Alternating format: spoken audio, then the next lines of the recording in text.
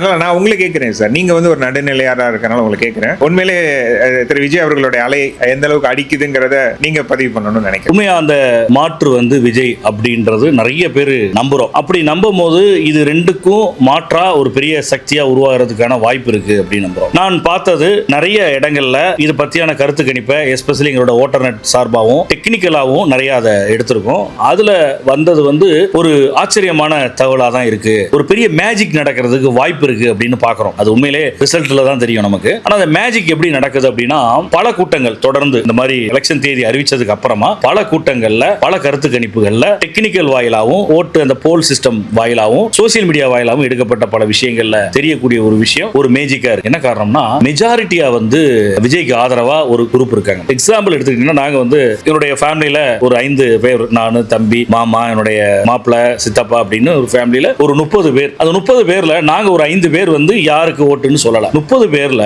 எங்க ஃபேமிலியில உள்ள 25 பேர் டிவிகேக்கு விஜய்க்கு ஓட்டு அப்படின்றாங்க. என்னால அது வந்து நினைச்சு கூட பார்க்க முடியல. இதுக்கு முன்னால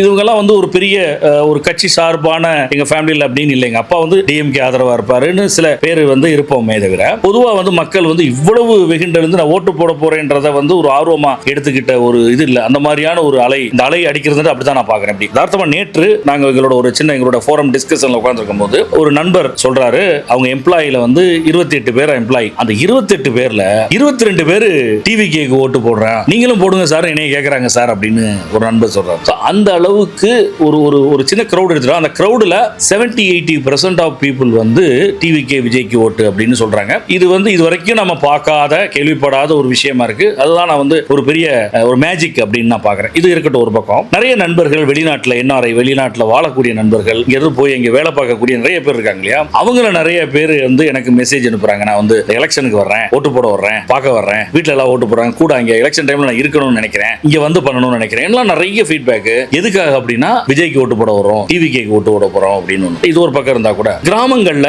கொஞ்சம் வயதானவர்களுடைய இது எப்படி இருக்கு அப்படின்னு பார்க்க போகும்போது ரொம்ப ஆச்சரியமான அதிசயமான தகவல். அது எப்படி சாத்தியப்பட்டுச்சுன்னு எனக்கு தெரியல.